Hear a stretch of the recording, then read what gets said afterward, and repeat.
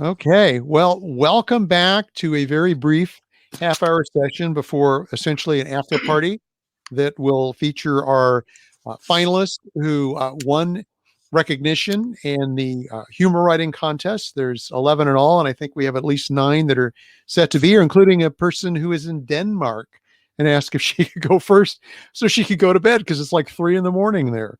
But I want to thank Brian for being our master of ceremonies going forward. He's an experienced master of ceremonies. He's done some stuff that I am really kind of flatters not the right word. I'm impressed and pleased that he's with us. So the labeling in this session was we invited anybody who wanted to come back, and I'll peek and see who we still have hanging around because we could pull people up on the stage to chat with us. A number of our presenters are in different time zones or had other obligations, so they were not able to stay the duration. And I said, I certainly understand that. But Brian has made himself available for much of the day, and it's our good fortune that he's a very experienced person. And why don't we talk a little bit about one of the topics I didn't get to about when you have comedy and people don't like what you have to say, or they give you a hard time about it. How do you deal with criticism and criticism for your work? Well, it's hecklers are tricky because you take a chance on inviting them into the show. That's for sure. They can be very hard to ignore. I found that when you're doing a straight stand-up set, they tend to. That's when they tend to come out. If you're doing a one-person performance, like when I did my one-man show, you wouldn't generally get that, although there's some of the same material. But when you're doing stand-up and there's a heckler, you try to ignore them for a while, I think. But if you're skilled at doing that, what you can try to do is keep the laugh going and make sure that you get right back to what you're doing, because it can really it can break the rhythm of what you've been doing in your show. Let's say a half an hour into a 45-minute set, you get a heckler that's either drunk or he's trying to be funny. In fact, a lot of those people will come up to you after the show and say, "Hey, I was just trying to help you." And you just want to kind of go, well, let me help you out the door. And there's traffic out on 101. You might want to go out and play in there. That would be great.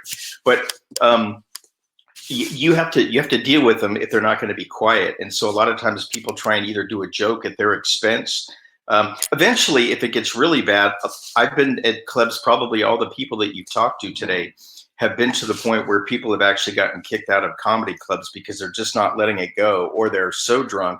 Typically on a Friday and Saturday when there's a 9 o'clock show and maybe an 11 o'clock show, or 8:30 and 10:30, the second show is notorious for being really brutal, especially on a Friday night when people are like, here we go, we've all dealt with that, but you got to be able to riff with them and then jump back in and ignore them again. I remember the first laugh that I got with a heckler was somebody was just talking and trying to goad me, and I said, and I stopped, and so the whole audience was like, oh my gosh, what's going to happen here?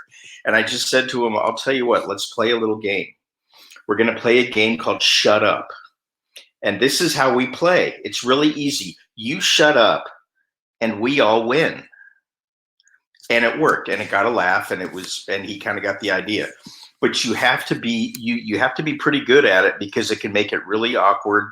And once you're on stage for a while, probably everybody deals with it, whether it's a loud talking table or someone who's directly attacking you like that. You have to be able to deal with it from stage, because the whole audience is looking to you, and they can feel that uncomfortableness going, uh-oh, what's he going to do? And you are fully in command. You're on stage, you've got the microphone, but at some point the person has to be dealt with, and it can be really tricky. If you can get a laugh out of it, that's the best thing to do. Okay. Well, one thing we brought up that has been kind of a recurring thing through some of this is people being concerned about hurting people they know, not just annoying the audience, but if like a lot of people tell stories about their life, and usually it's in relation to someone else. And the concern, which I think shows some compassion, which is certainly something I hope we've encouraged people to think about today.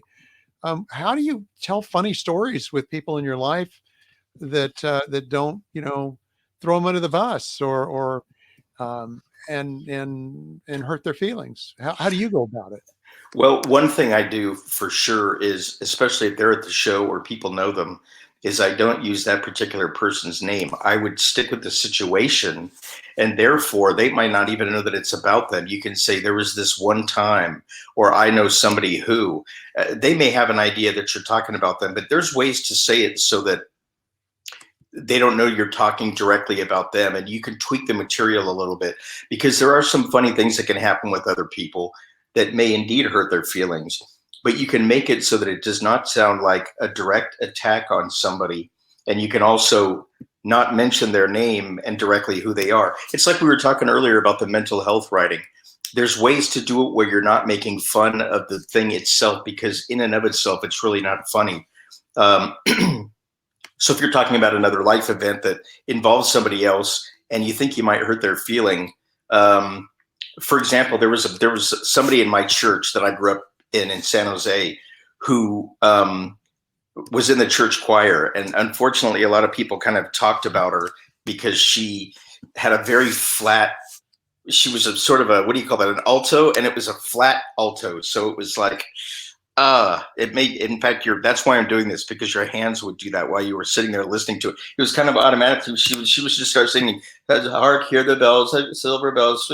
Your hand would go like that as she sang, but nobody could. So if I was making a joke about that, I wouldn't say that it was her name. And I think she was almost kind of clueless, because she just kept on. She was in the choir for a number of years, and unfortunately, people kind of talked behind her back. So there are some very funny things going on. But yeah, absolutely. I think great comedy, there's ways to do it. There's ways to be very funny about tricky or painful things without it being crude, without it hurting someone's feelings or being nasty just for the sake of being nasty. I don't think that's necessary at all. Well, and of course, the elephant in the room here is the idea that this last year with COVID, there's been so much loss, and I mean, people falling ill, those who survive still having life-altering consequences, losing loved ones, businesses being clobbered. Well, in the performing arts, I mean, I don't want to equate that with someone's life, but I mean, that's livelihood. And so, how do you find your way through to being funny in a context where there's a lot of bummer stuff happening? I think that one thing you can't go wrong with is self-deprecation, so that you're saying to them, we all went through this, but here's why. Here's what was funny about it for me. And that way you're not directly saying it to them. Like you said, they may have lost somebody, or because this 2020 was a nightmare for everybody on one level or another, whether it was political or COVID or whatever. It was just like a Twilight Zone episode. But if you talk about yourself in something that everyone has experienced, such as COVID, because when stand-up starts opening up again, fortunately or unfortunately, for the first few months, there's going to be lots of people talking about COVID and trying to make jokes about it. It's probably going to be the real hot topic. But there's ways to do it where you can talk about it, like I do with mental health, that a lot of people have experienced. But the funny stuff, I make it about me, and other people usually can relate to it. Instead of being offended by it, they go, wow, I'm glad he wasn't talking directly about me, but that's exactly how I feel when I've forgot my medication, or here's what my doctor asked me to do and I felt dumb or whatever. I think there's ways to, and right now is certainly a time that people need lightening up, especially about COVID. And there's going to be a lot of COVID material, but I think there's ways to do that without making. Some people actually, Rob, will go right for the throat and say things just purely for shock. And there's crude comedians like that do blue humor. I'm not really into that stuff, because it's just shock value. It's not necessarily funny. It's nervous laughter. But there's ways to do this without hurting someone directly. And a lot of it, if you can put yourself on it, you will find people going, I felt the same way, but I'm glad he wasn't talking directly about me. Well, and again, I've had a family member remind me, because we've talked about this, and she said, after 9/11, Saturday Night Live was trying to figure out what to do, and they basically kind of reached out and had Governor Giuliani, who back then was somebody we kind of liked and respected, and joking, gave them permission when they asked if he could be funny. And of course, his response was a great comeback line, but it was acknowledging that we're going to try to be funny again in a context where we've experienced a great loss. So yeah, I think that was strange right after 9/11, when the Oscars came on and when Saturday Night Live came on. Everyone, it was kind of like, are we ready? Are we ready to go back and have some fun here? But it can be tricky. It can be tricky, especially after something like that, a national disaster. Where is humor in film or in stand-up after something like this happens? When it's the elephant in the room, like you said, you can't ignore it, but it's pretty harsh. So what can we laugh at? You know? Well, and the thing of it is if we ever needed a laugh, you know, I mean, humor can be healing. Oh yeah, You know, there's actually somebody, you know, when we were planning this conference, they said, well, you know, there's another humor conference in April, and oh well, you know, I mean, not Bombeck, that's every other year, but and I looked it up, and it's a therapeutic humor, and it's all kinds of scholarly research, and I said, well, I hate to tell you, I don't think there's going to be a whole lot of scholarship.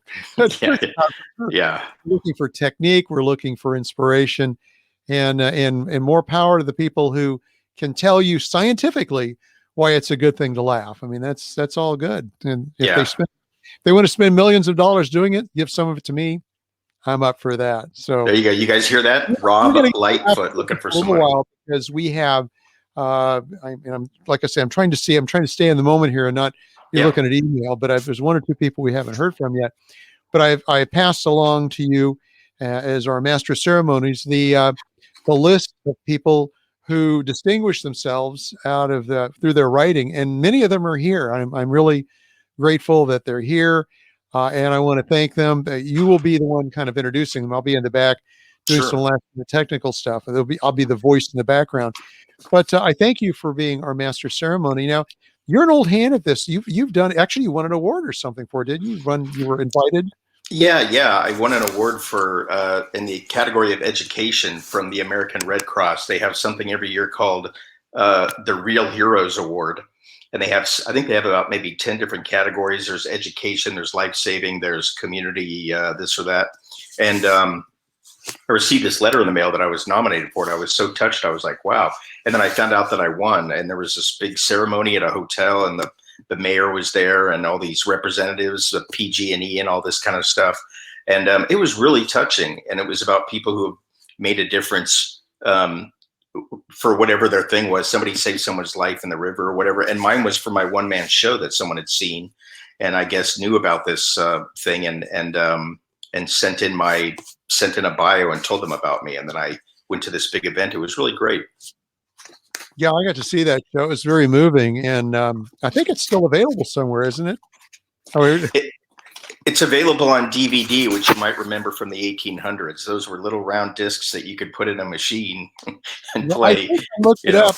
I looked it up, and there was something available. Maybe that's not the show, but there was something else available through like Amazon that you there had was done. there was another thing I did called Depression the Musical, and what Depression the Musical is that I wrote 8 songs on mental health, and there's a rap in there, and there's like a Jamaican kind of a song in there, and then there's some material in between, and I did the whole thing in a studio.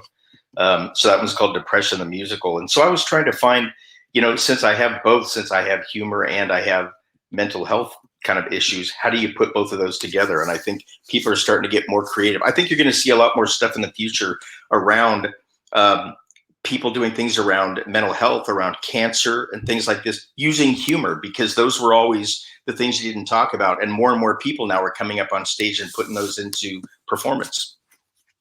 Yeah, well, that's all to the good. So Absolutely. I didn't really put anything out there for questions for this time, so I think it might be a good time. We've kind of gone with very brief breaks, and I've kind of run them together. So my assumption is right now people may be before the party grabbing a bite, kind of taking a breath here, and that's all good. But if there's any of you out there, if there's questions that should be answered,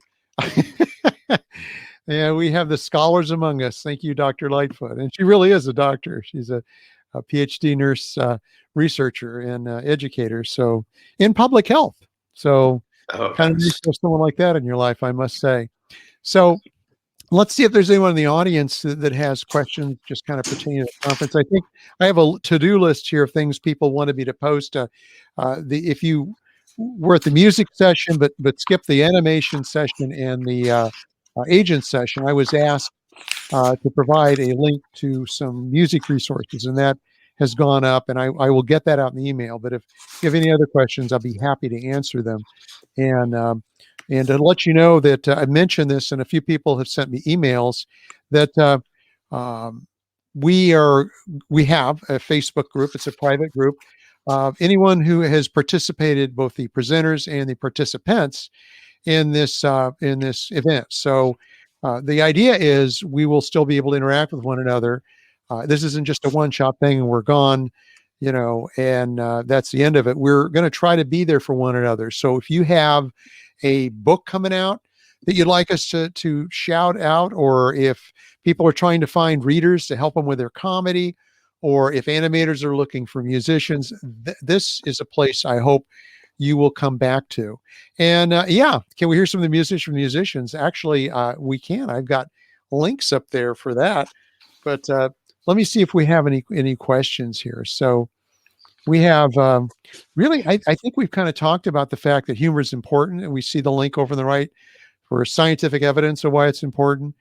We know it's going to be challenging, and even in normal times, whatever that is, people don't agree on what's funny. But what I'm hoping is we come away from the idea that almost everyone that I know of, and everyone who's here, has a sense that humor shouldn't be vicious. You might get it wrong sometimes, and you may overstep. But the idea here is some of the comics have talked about a sense of respect for the other person, and Brian was just saying that one of the best tools is just kind of making fun of yourself before you make fun of anybody else. That's, for some of us, that's pretty easy to do because there's a lot of material there. Oh yeah, yes, never ending, absolutely. Hey, I just saw a question. Did you see that one about Oh no, I stand up, did. Hey, where is it? stand up, and about being nervous? Okay, how do you deal with being nervous? Yeah, let's talk about nervousness of live performers. You just vomit. Next. No. There's more to it than that. No. Hey, I was kidding. Illuminating. Patina, but is that your name? I'll tell you what is two things. One, know your material forward and backwards, and so that you know what one bit. If you're going into another bit, know your material. It's like being nervous for an audition. Know your material. But secondly, do some deep breaths and shake out your hands and get yourself ready, just like you're going to give a public speech, because that's what you're doing. And I'll tell you, as soon as you get the first laugh, it always breaks the tension in yourself, whether it's in the first few seconds or it's taken a while to warm up the room. The first laugh is the best thing you can get for getting rid of that. And that'll help you relax. But know your material is the most important thing, and relax just before you go on. Thank you. Years ago, I was in the class of John Vorhaus, and I don't know how many people joined us late and didn't get to see him, but earlier he was talking about comedy, and I'll never forget how he began the class. So, I'd driven down to LA from Northern California because I really wanted to take his comedy writing class. And he was up there and he says, I know a lot of us. He said, my name is John Vorhaus. He said, and we're going to be here for a day. And I know some of you are probably kind of tense. So let's do a relaxation exercises. Let's take 3 deep breaths. Okay. And he goes, okay, breathe with me. And he goes, inhale. And he goes, very theatrical, and exhale. And they said, inhale. Everybody inhaled, exhale. And then he turned around and started writing on the board. Everybody's holding their breath. And we started cracking up because he had already pranked us, and he pranked me. I think you were watching with faking having microphone problems. So that ice breaking thing, that first laugh, really set the tone for the day. So I think you're absolutely dead on with that, Brian, is, whatever you can do to get people laughing right away is very helpful. So I thank you for, and I thank you for your willingness to MC things. Now, Sure. in just a few minutes here, in probably just about 10 minutes, we have someone who's waiting in Denmark to do her bit. Yes, I've got her down here. Yeah.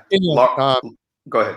I was just going to say Laura DeRocha. I've got her right in the front. Do you want to do all the honorable mentions in a row before we do all the first place winners? Let's start with Laura. We'll do them first up, and we can actually kind of cheat and begin a little. I just don't want anybody to coming to the party late to miss some of this. Sure. And frankly, actually, I think this is set for half an hour. So I need to roll everyone over in a little bit, but we can start introducing the people. And why don't you do that? Why don't you? I'm going to kind of let you do the MC thing. Why don't you tell us a little bit about the people we're going to see? There's one or two. I think we're down to one who hasn't given us a bio, and I'm going to check my email. Where are you doing? Why don't you talk about the backgrounds of some of these people, and then we'll chat them up when we bring them on. And I will tell you, it takes 5 seconds from the time, assuming everything goes right, that I invite someone up for them to actually appear. So there's a bit of a lag, and that's where you can kind of introduce folks as we do this. So Okay. where are we looking here? Okay, good. So let me go on and give the screen to you for a minute. I'll leave the microphone up, but you can kind of pull up your bio materials and talk about a little bit about the people who are the finalists. And Sure. Well, in looking at these, there's an impressive group of people here. Our first person that's going to be coming on is from the Netherlands, is out there in Amsterdam, and she's a Portuguese woman that is living there, and we're going to hear from her.